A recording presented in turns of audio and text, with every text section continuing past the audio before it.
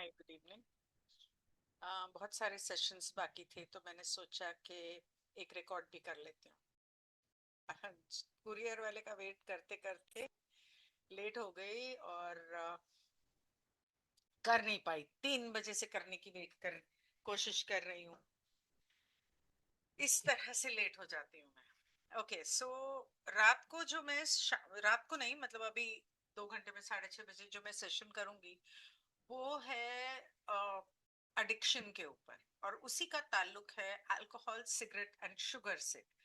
Sugar की भी addiction होती है। कोई मानना नहीं चाहता, पर होती है। और ये होती है अगर आपके लिवर में कहीं कुछ प्रॉब्लम आ जाए, fatty liver, cirrhosis of liver, या टॉक्सिन्स इन योर लिवर जो आपके पैनक्रियास को अफेक्ट करता है। और मेटाफिजिकली स्पीकिंग, स्पिरिचुअली स्पीकिंग, अगर आपको लगता है कि आपकी जिंदगी में प्यार की कमी है तो आपको शुगर की एडिक्शन होने के चांसेस हैं। डायबिटीज भी उन्हीं लोगों को होती है, और तभी होती है क्योंकि उन्हें लगता है कि मुझे कोई प्यार नहीं करता, खुद ही कर लो। मैं जानती हूँ बहुत मुश्किल है। हम हमेशा, इंसान है ना, सोशल मेमोरी कॉम्प्लेक्स में जीने के लिए बने हैं, तो हम लोग हमेशा प्यार को बाहर ढूंढते हैं। तो इसमें ये कौन से साल की है वो तो मैंने नहीं देखा, लेकिन ये कुओ चैनलिंग है, तो ये 1981 के बाद की ही होगी। तो जी नाम का कोई था जिसने सवाल किया, मैं खुद जानना चाहता हूँ कि क्या सही है और क्या गलत। आई नो, मैं भी जानना चाहती हूँ।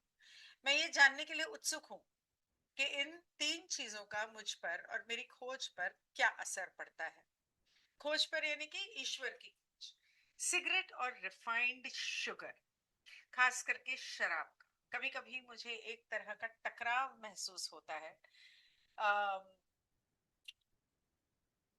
Between feelings, feel such a conflict, टकराव महसूस होता है।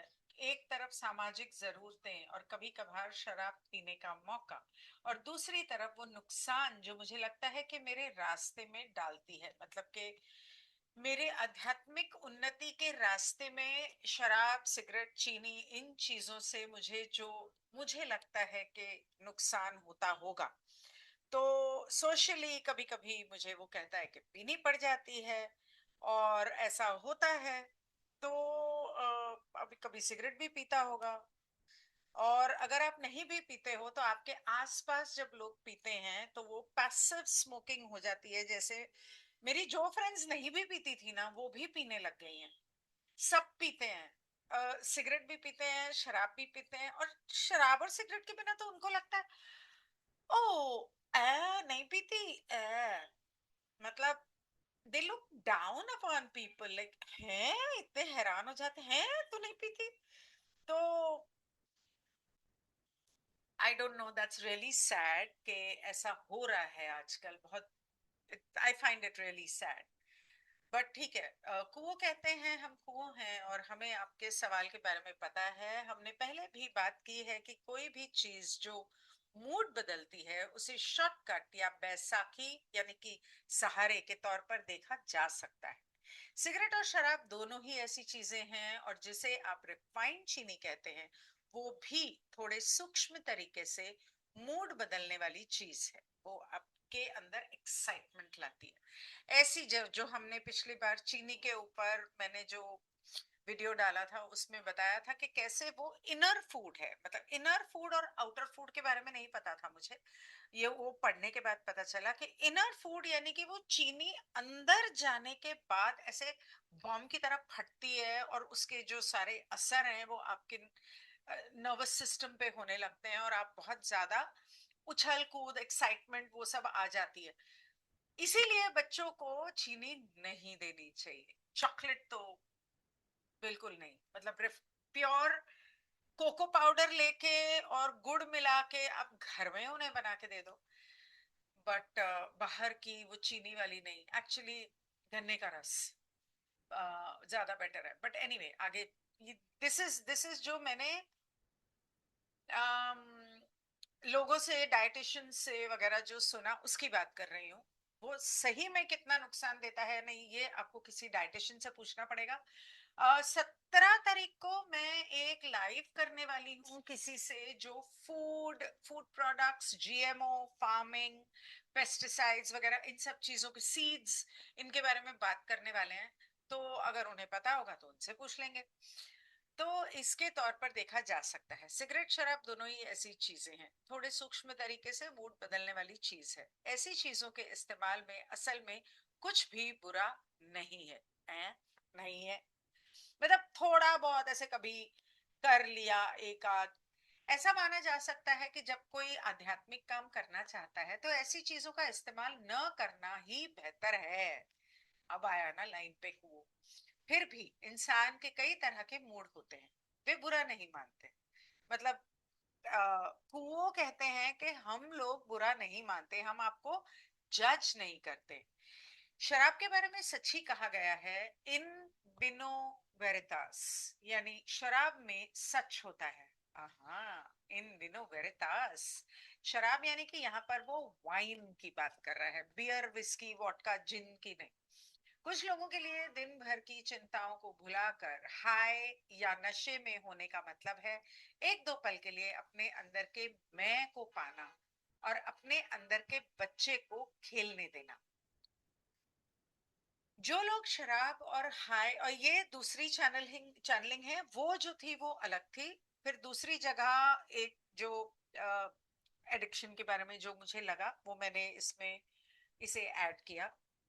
जो लोग शराब, और ऑफ कोर्स अगर आपको हिंदी नहीं आ रही है तो इंग्लिश बाजू में है, आप पढ़ सकते हैं। That is the reason I share the screen. So जो लोग शराब और हाई ड्रग्स जैसी चीजों की लत का अनुभव करते हैं वे अक्सर बहुत संवेदनशील और रचनात्मक लोग होते हैं, क्रिएटिव होते हैं, सेंसिटिव होते हैं, जो खुद को व्यक्त करना चाहते हैं लेकिन जिन्हें लगता है कि आम माहौल उनके इस इजहार को दबा देता है। हाँ, may be possible, I think so. वे कभी कभी निराश हो जाते हैं, उन्हें लगता है कि उनका एकमात्र सहारा है अपने अंदर झांकना और सोचना कि इस स्थूल और बहुत हावी दुनिया में एक संवेदनशील इंसान के तौर पर कैसे जिया जाए। मतलब ये थोड़े भारी वाले शब्द हैं, तो मैं इसे समझाती हूँ कि होता क्या है कि कई बार बचपन में बच्चों को हम रोक देते, अरे चुप, बोलना नहीं, बिल्कुल नहीं बोलना, इसके सामने नहीं बोलना, उसके सामने नहीं बोलना, ये क्या बोल दिया तूने, ऐसी बातें नहीं करते। बच्चे के अंदर सेंस, एक तो बहुत सारे बच्चे पैदाइशी सेंसिटिव होते हैं और भावुक होते हैं, भावनात्मक होते हैं, संवेदनशील होते हैं, और ऊपर से ये छोटी मोटी डांट फटकार शायद उन्हें ना अच्छा लगे।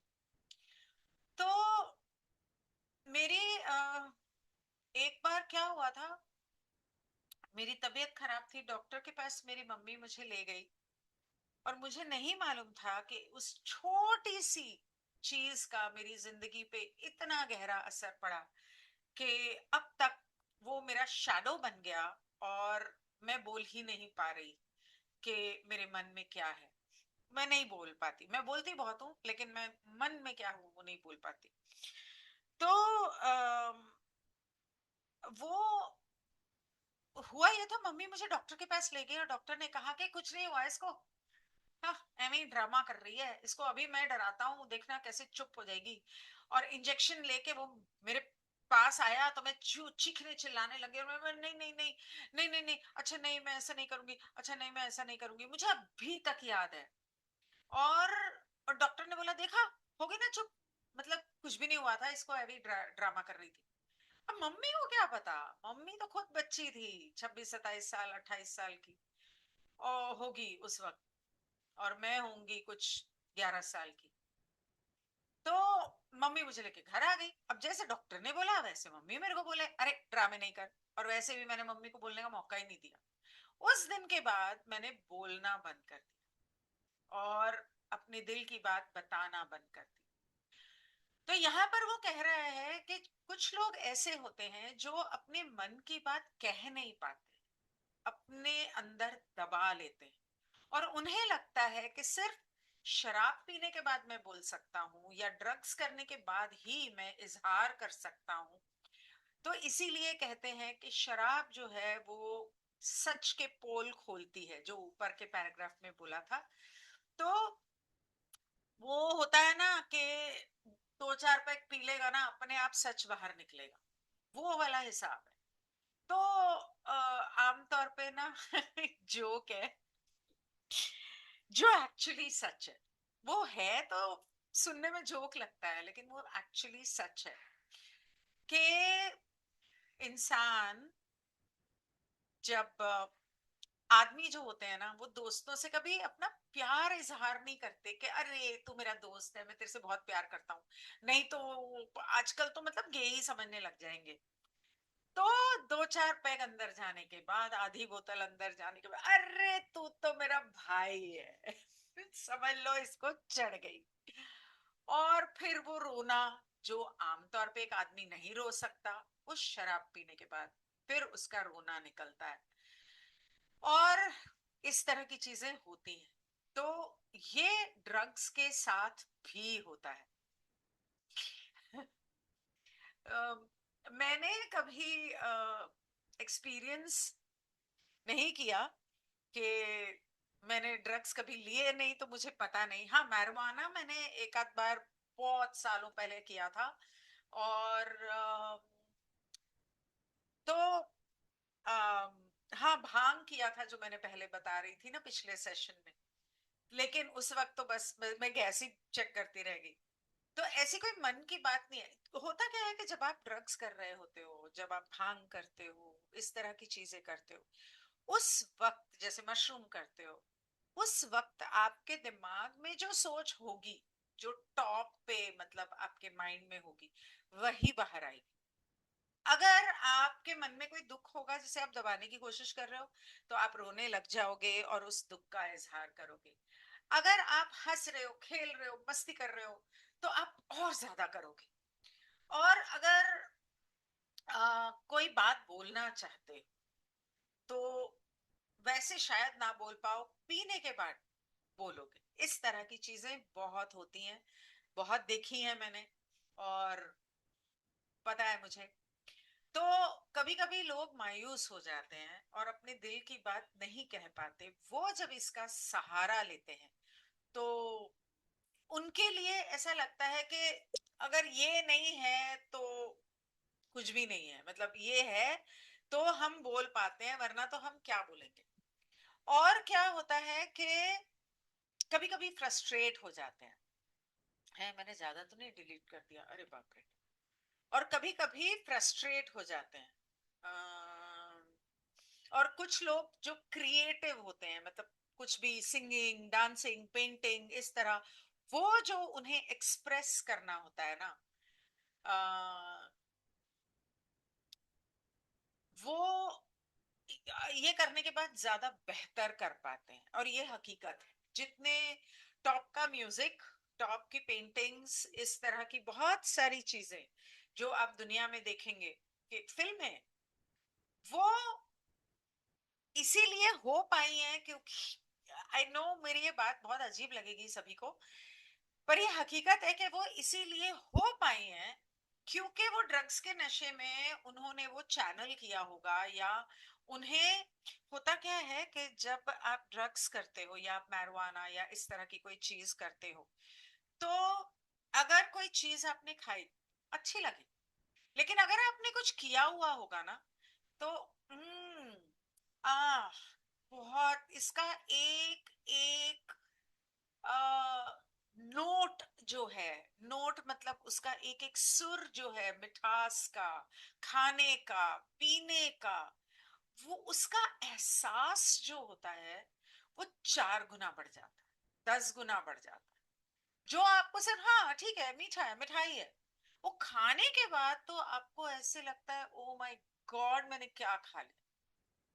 और म्यूजिक का भी ऐसा ही है कि आप म्यूजिक को आमतौर पे एंजॉय करते हो, लेकिन कुछ ड्रग्स वगैरह करने के बाद म्यूजिक के एक एक नोट, एक गाने के अंदर उसके जो अलग अलग इंस्ट्रूमेंट्स के नोट है, कहाँ कम है, कहाँ ज्यादा है, कौन सा इंस्ट्रूमेंट बज रहा है, ढोलक है, सितार है, वायलिन है, फ्लूट है, जो आमतौर पे आपको समझ में नहीं आएगा, सुनाई नहीं देगा ना, वो इसके नशे में आपको सुनाई देता है।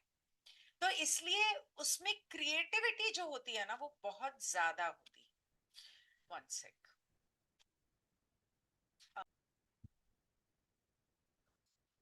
Share again. रिकॉर्डिंग हो गई ना स्टार्ट?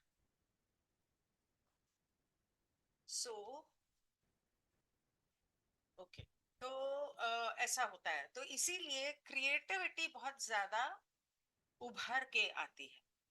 जिस संस्कृति में आप अभी रह रहे हैं उसमें कुछ ऐसे लोग होते हैं जिनमें नाजुक संवेदनाएं और उभरती हुई रचनात्मक होती हैं।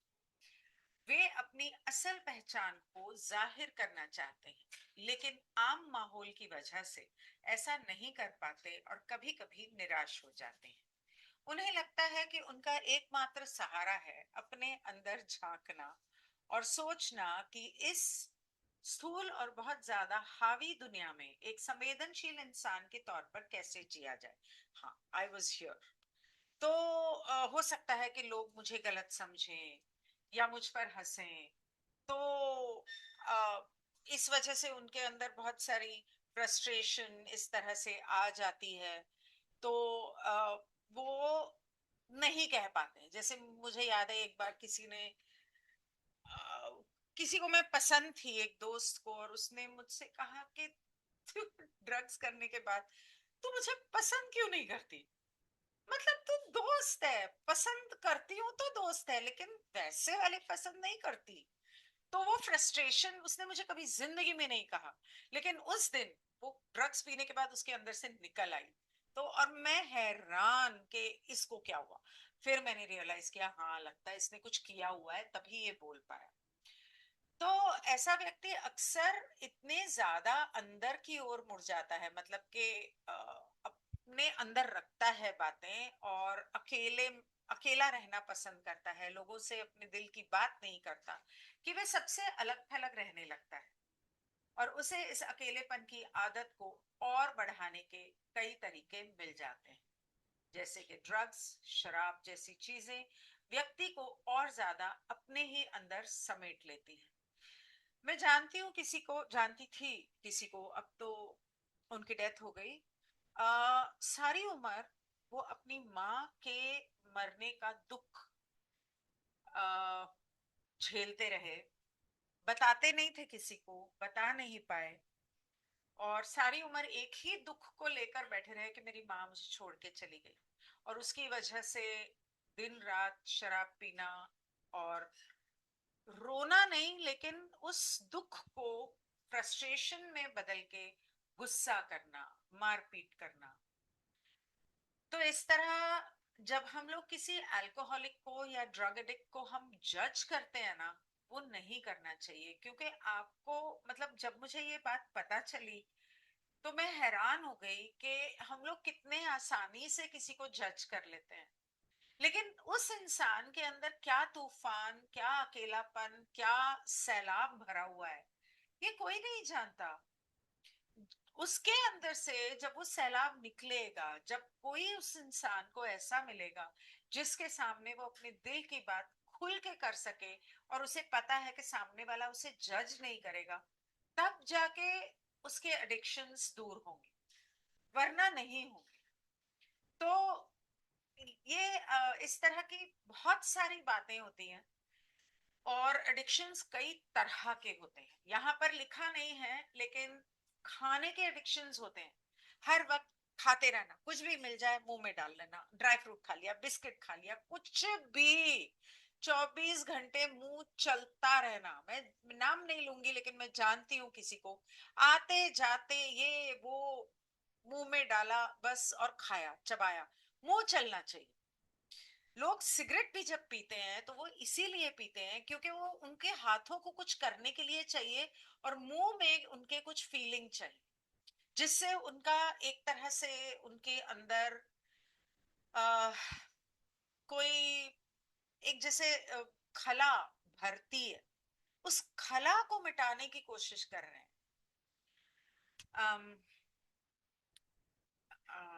इससे वे संवेदनाएं जिनकी वजह से व्यक्ति में खुद को जाहिर करने की तड़प और खोज शुरू हुई थी, सुस्त पड़ जाती। फिर वे संवेदनाएं व्यक्ति को उस तरह से प्रेरित नहीं कर पाती जिस तरह पहले करती थी, और जिनका कोई जरिया नहीं मिल पाया था। मतलब आ, होता क्या है कि वो जो तड़प है, वो जो इच्छा है, वो इतनी ज्यादा होती है, तो उसे दबाने के लिए tend to turn the itself so that those sensitivities began the entities यानी become themselves। तो वो जो जिस वजह से वो हुआ था, उसको इतना दबाने की कोशिश करते हैं ताकि ना वो मुझे महसूस हो और ना मुझे किसी को बताना पड़े। अक्सर लोग मन को बदलने के लिए अंदर की ओर मुड़ते हैं और ऐसी चीजों का इस्तेमाल करते हैं जिनसे मन की स्थिति बदल जाए, क्योंकि संवेदनशील मन, दिल और अस्तित्व वाले व्यक्ति को ही दर्द महसूस होता है। और हाँ, इन्हें कुछ हद तक शांत किया जा सकता है, जिससे व्यक्ति को लगता है कि अब कोई दर्द नहीं होगा। लेकिन क्या किसी के भीतर जल रही जीवन की चिंगारी को बुझाया जा सकता है? अक्सर व्यक्ति को ये समझने में लंबा समय लगता है कि उस चिंगारी को जीवित रहना ही है, और वो चिंगारी कैसे जीवित रहेगी, ये फैसला हर किसी को खुद करना होता है। हाँ, तू जा। uh, it is often the turning inward and use of substance when the mind is specifically chosen. The mind might be altered, but the sensitive mind and the sensitive heart and the sensitive being that it seems to the entity began the pain. um, जिस दर्द की वजह से वो संवेदनशील इंसान हुआ है, उन चीजों को भुलाने के लिए अक्सर लोग करते हैं, लेकिन होता उल्टा है कि पीने के बाद उनको वो और ज्यादा याद आती हैं। ये हकीकत है। लेकिन कोशिश करते हैं वो, और and yet these can be still in some degree, but then the entity assumes they will be, और उनको लगता है कि नहीं, अब मेरा दर्द मिट जाएगा, अब मैं इसे भूल जाऊंगा। मिट जाएगा, कुछ नहीं मिटने वाला। The spark of light which glows within any can be extinguished. It is often a long journey until the entity discovers that the spark must live, and how that spark shall live is the decision which each must make. आपके अंदर वो जो चिंगारी है, वो जो catalyst है, वो किसी वजह से है वहां पर। आपको वो सीखने की, यहाँ नहीं लिखा है लेकिन वो आपको सीखने की जरूरत है कि जो जिंदगी में हुआ वो दर्द क्यों हुआ। उस कैटलिस्ट से कुछ सीखने के बजाय, उस कैटलिस्ट को समझने के बजाय,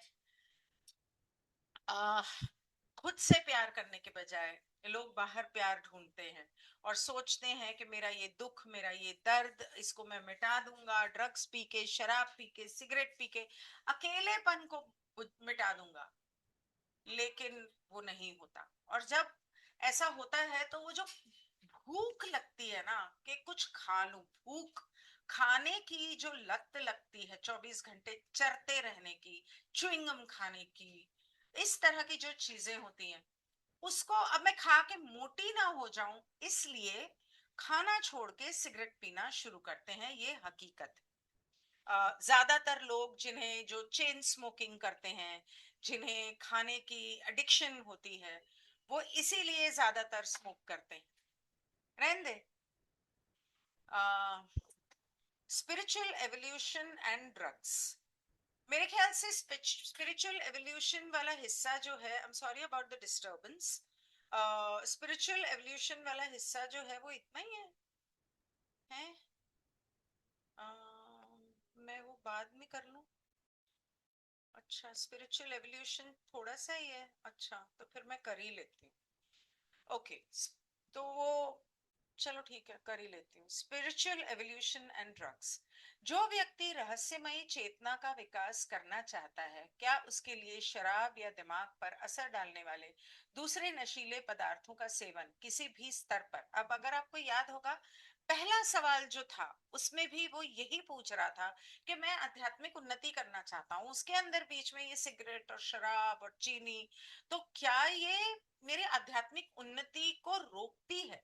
हाँ, रोकती है, लेकिन उसमें शायद कुओं ने कहा था कि थोड़ा बहुत कभी कभार कर लेना, अगर वो इंसान को रिलैक्स करता है तो उसमें कोई बुराई नहीं है, हम जज नहीं करते, लेकिन उसे करना नहीं चाहिए। तो शराब या दिमाग पर असर डालने वाले दूसरे नशीले पदार्थों का सेवन किसी भी स्तर पर मानसिक, शारीरिक या आध्यात्मिक विकास में बाधा डालता है या इससे विकास में गिरावट आती है। तो कुओं कहते हैं, और हमें आपके सवाल के बारे में पता है, चेतना को बदलने वाले पदार्थों का सेवन।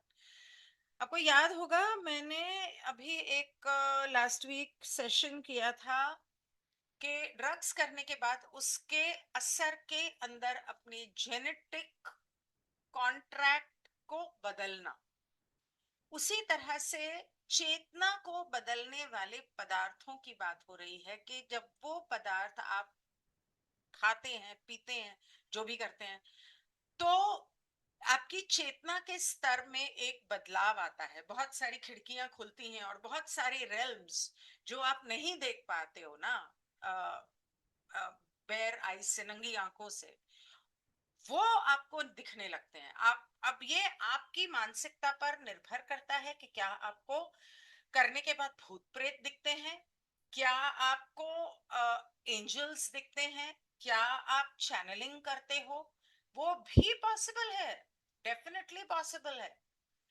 तो चेतना को बदलने वाले पदार्थों का सेवन आध्यात्मिक ज्ञान पाने के तरीके के तौर पर सही नहीं माना जाता है। आध्यात्मिक शक्तियों को पाने के लिए ऐसे पदार्थों का इस्तेमाल करने के बजाय जो इंसान को बनावटी तौर पर ज्यादा शुद्ध या बेहतर जागरूकता की स्थिति में ले जाते हैं, उनका स्वाभाविक विकास होने देना कहीं बेहतर है, यानी कि मेडिटेशन करके।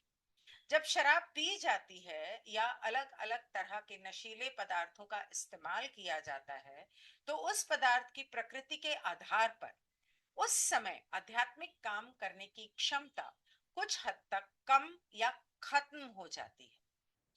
इसलिए अगर कोई शराब पीकर खुश होना चाहता है, किसी ऐसे नशीले पदार्थ का इस्तेमाल करना चाहता है जो उसे अच्छा लगता है, तो उसे ये पता होना चाहिए कि वो मन की उस तेजी और अपनी इच्छा शक्ति पर उस नियंत्रण को बनाए नहीं रख पाएगा जो आध्यात्मिक काम के लिए जरूरी होता है।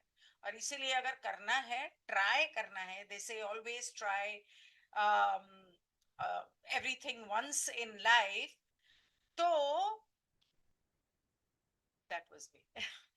तो इतनों सा ट्राई करना चाहिए, पहले इतना, फिर उसे हैंडल कर सको तो फिर अगले साल इतना, फिर अगले साल इतना, इस तरह से।